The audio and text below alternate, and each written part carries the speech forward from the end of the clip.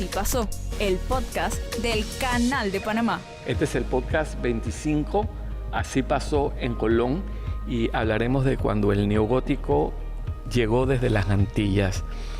Este podcast se graba desde el sitio de la Iglesia de Cristo a Orillas del Mar, que hoy es la puerta de entrada de la historia de la ciudad de Colón. Hoy me acompaña Almir Alba, mujer arquitecta, docente hace más de 30 años en la Universidad de Panamá, y nos acompaña en esta primera conexión con este elemento de arquitectura neogótica desde sus tiempos como directora nacional de Patrimonio Histórico del entonces Instituto Nacional de Cultura. Hoy estamos aquí en la Iglesia Cristo a Orillas del Mar, en la ciudad de Colón, patrimonio histórico de todos los panameños. Almir, cuéntanos cómo llega este estilo neogótico a la ciudad de Colón.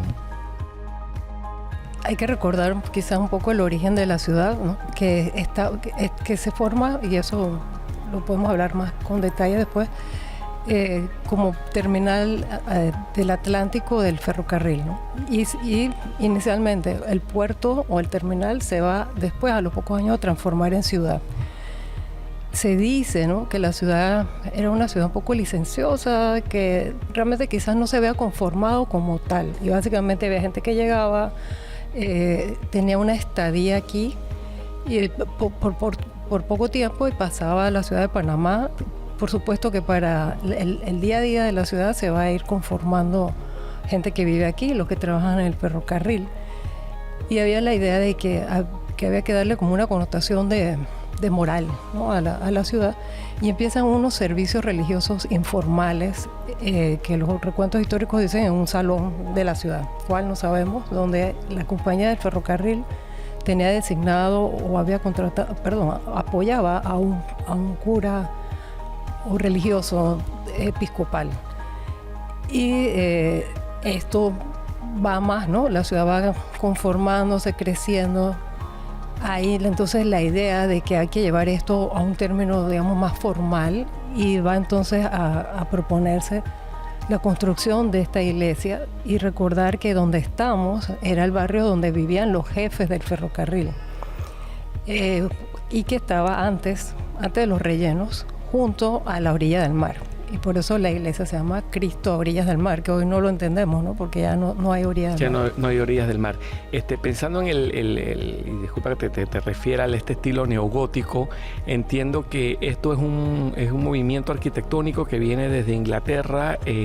Puedo suponer que también se expresa en el Caribe, y entiendo de que en el Caribe también hay una expresión neogótica temprana en algún lugar de las Antillas, y esta es la segunda iglesia bajo ese estilo que se construye probablemente la primera en el continente, en Centroamérica, y que tiene un sello de un famoso arquitecto norteamericano, que tiene también ejecutores importantes en la ciudad de Nueva York y en la ciudad de Washington. Hablemos un poco de esos valores que están alrededor y que gravitan en torno a este monumento, a esta fantástica iglesia. Sí. El neogótico un poco se pone de moda, hay que decirlo, y va a estar sobre todo de moda en aquellos países de ancestros anglicanos, porque los ingleses, a finales del siglo XIX, las naciones, o sea, que van surgiendo, van definiendo como estilos que los representan, y los ingleses dicen que el gótico representa a Inglaterra. Y de ahí todos los edificios públicos se van a hacer con estilo neogótico, y también se asocia para tipologías de edificios. Entonces la iglesia anglicana va a seleccionar al neogótico como su estilo de preferencia. Y también hay que recordar la Inglaterra victoriana, ¿no?, con todo ese moralismo que hay. Y se aduce, ¿no?, que las formas puras que tiene este estilo nos dan un signo de moral. Y eso va a expandirse, sobre todo por el mundo angloparlante, y por supuesto a todas las ex colonias, todavía eran colonias en el siglo XIX inglesas, ¿no? Entonces mucha de la influencia que llega a Panamá de lo anglicano viene desde y de lo inglés también, viene desde Jamaica. Y por ahí es muy seguro que, y recordar también quién eran los pobladores de este lugar. Era gente que venía del Caribe, muchos venían del Caribe desde la construcción del ferrocarril. Entonces hay una idea de un estilo que también sea como que tenga un sentido de pertenencia a la gente, y el neogótico va a ser propio, ¿no? Porque se ve como muy disonante, no sé si disonante, pero es diferente. Es diferente, ¿no? Es diferente para lo que nosotros estamos acostumbrados de cómo es una iglesia, ¿no? A mí, una de las cosas que a mí me llama la atención de Colón, y una de las cosas que siempre que hablo de la ciudad de Colón y hablo del ferrocarril, es la irrupción de la máquina de vapor en este territorio. Eso estamos hablando de fines del siglo XIX, cuando en sociedades como la inglesa, la francesa, la alemana, surge el tema de la máquina de vapor, y hay una transformación económica, cultural, territorial, urbana, que marca un antes y un después en la historia de estos últimos 2 siglos, 3 siglos de historia universal. Y yo quería traer ese evento relevante cuando llega a la ciudad de Colón y se construye el ferrocarril, y el ferrocarril es de alguna manera esa expresión de tecnología del estado de las artes, del state of arts, que irrumpe y que transforma y que inicia o establece el primer hito para la transformación de este espacio. Es lo que impulsa la fundación de Colón. Pensemos en Colón también como ciudad-puerto, ciudad de ferrocarril, y entonces retoma esas expresiones culturales que estamos viendo, que estabas refiriendo tú de la Inglaterra del 19, de la colonización y las colonias británicas en el Caribe, y finalmente la gente que viene aquí a trabajar al ferrocarril, que también proviene de las Antillas. Entonces todo eso pareciera tener como una lógica y una explicación de cómo esta materialidad se expresa aquí también como parte de ese impulso que esa máquina de vapor imprime en esta ciudad particular de Colón. Y en esa nota, pues, sigamos hablando entonces de la ciudad, de la iglesia esta, los vitrales que tiene, que también son también parte de esas nuevas tecnologías y de esa nueva materialidad. No sé si eso te llama la atención, te evoca algún comentario sobre este recinto. Bueno, sin lugar a dudas le da un toque muy particular al lugar, los vitrales, pero los vitrales vienen de tiempo de medioevo, ¿no? Y se van a convertir casi que en un elemento decorativo permanente de la iglesia, pero como esto es gótico, o sea, el aire gótico es en la época gótica cuando se crean los vitrales, se difunden sobre todo los vitrales, y con una intención que a mí me parece por demás interesante, que la iglesia gótica quiere representar a Cristo, y cómo se representa a Cristo como la luz, ¿no? La luz verdadera. Toma sentido entonces que estos vitrales se transformen en color y en la luz del arcoíris, ¿no? Y a través de la luz que pasen a través de ellos. Pero bueno, a mí el tema de los vitrales, sí, el tema de la iglesia como ella toda, la hace James Renwick. ¿Quién era James Renwick y qué vinculación tenía con el tren y con William Aspinwall? ¿Recuerdas que también el primer asentamiento, el Colón antes de llamarse Colón se llamó Aspinwall? ¿Quién era Aspinwall? William Aspinwall, ¿quién era? Aspinwall es el presidente de la Panama Railroad Company, junto con otros hombres muy importantes de la industria del transporte en Estados Unidos del siglo XIX.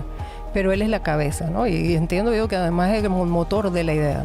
No solo el presidente, sino el motor de la idea de la construcción del ferrocarril. Así que hay un compromiso muy personal de él. Porque bueno, las empresas tienen accionistas, ¿no? Pero él tiene un compromiso muy personal. Y quizás esto lleva hasta el punto de... No sabemos a ciencia cierta si la idea de esta iglesia no sea una idea de él. Yo hasta me atrevería a decirlo, porque resulta que James Renwick, un renombrado arquitecto norteamericano de la época, que llega a hacer edificios tan importantes como la Catedral Católica de Nueva York, San Patricio, y también los grandes edificios de museos que vemos hoy en Washington, de Smithsonian. O sea que no estamos hablando de cualquier arquitecto o el delineante que estaba en Colón trabajando para la compañía del ferrocarril, sino de un arquitecto renombradísimo y que además entre otros se dice que es uno de los grandes impulsores del estilo neogótico en Estados Unidos, y también va a hacer muchas iglesias. Pero era el suegro de Aspinwall, porque dice que era el yerno, pero yerno. no estamos enredando las palabras. El yerno de Aspinwall, o sea, y es que uno dice, bueno, este hombre tan renombrado, ¿qué hace aquí? ¿Cómo llegó aquí? Desde la Quinta Avenida en Nueva York, desde Washington, y queda entonces en Cristo Orillas del Mar. Cristo Orillas del Mar no se sabe, y se cree además que él nunca vino a Panamá, sino que él mandó los planos. Pero el hecho de que hoy contemos con una obra de un arquitecto tan importante de la época es parte, digamos, de las casualidades o las causalidades de la historia, donde pues hasta podemos hacer una obra de teatro, ¿no? Donde Aspinwall va y le pide a su yerno, ay, por favor, hazme una iglesia ahí en Colón, que esto necesitamos. O sea, ir conformando este puerto como una ciudad. Pero bueno, volvemos al tema de Almir, de que Colón desde su nacimiento sigue siendo la ventana y la conexión de Panamá con el mundo. O sea, Panamá se conecta con el mundo a través de Colón. O sea, y las primeras cosas que tiene Colón, como dentro de esa materialidad novedosa, es esta iglesia, como también la irrupción de la máquina de vapor también, que es un invento de principios del 19, y entra del mundo y planta Colón, y Colón se transforma entonces en esa ventana que conecta Panamá con el mundo a través del Atlántico. Entonces este sitio, este lugar, la iglesia de Cristo, orillas del mar, frente al mar Caribe, yo creo que es... Y pensándolo, ¿no? Hoy es un hito, ¿no? Como bien lo dices tú, porque estaba en la pura costa y todo el que llegaba lo vería. No solamente los usuarios que estaban aquí, sino la gente que venía, que arribaba al puerto, debía ver este edificio como en los primeros planos que se veían desde el mar. Y eso, sin lugar a dudas, lo va haciendo como una pieza más de ese rompecabezas, donde lo que está en la cabeza de serie empieza a tener lugar aquí, ¿no? Como bien tú dices, el ferrocarril es el segundo de América Latina, el que se hace en Colón, y de gran tamaño El anterior era en Cuba, para juntar La Habana con un barrio de la periferia. O sea, además este ferrocarril conecta los mares y es el antecedente de la comunicación interoceánica a partir de la irrupción de la máquina de vapor y del quiebre ese tecnológico que hay. Esta iglesia sin duda sigue siendo la expresión de una materialidad en un contexto muy particular de tecnología, de poder, de dominio, y además una expresión cultural, en tanto de que aquí también se oficia y se ha oficiado permanentemente una denominación anglicana desde el momento desde que se fundó hasta hoy. Es el sitio y el marco en donde encontramos estos coros, esta expresión cultural de los habitantes de Colón, que sigue viva y sigue siendo parte de esa trama indeleble entre patrimonio material y patrimonio inmaterial.